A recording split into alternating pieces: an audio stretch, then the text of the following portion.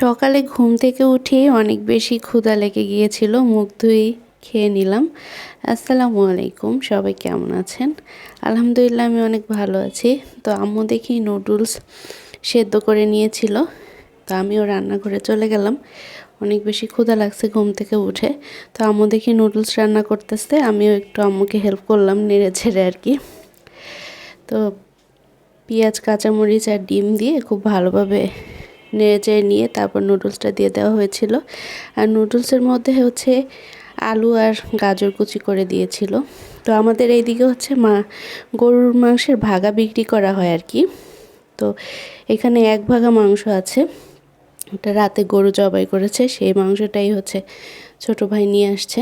তো আম্মু হচ্ছে সব মশলা একবারে দিয়ে তারপর মাংসটা খুব সুন্দর করে ম্যারিনেট করে রেখে দিচ্ছে।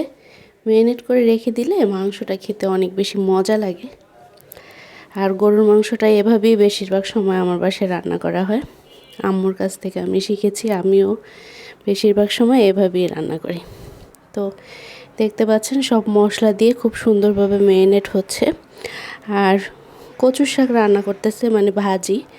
এটা হচ্ছে পেঁয়াজ আর রসুন দিয়ে বাগার দিচ্ছে। শাকটা আগেই সেদ্ধ করে রেখে দিয়েছিল ফ্রিজে। আর রান্না করা হবে পাঙ্গাস মাছ।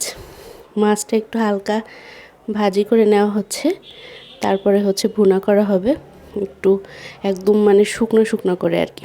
পাঙ্গাস মাছটা আমার খেতে ভালোই লাগে, তবে বাসায় অন্য কেউ বেশি একটা পছন্দ করে না। তো এই জন্য খুব কম সময়ে হচ্ছে মাছটা নিয়ে আসা হয়। তো এবার আমি নিয়ে আসছিলাম পাঙ্গাস।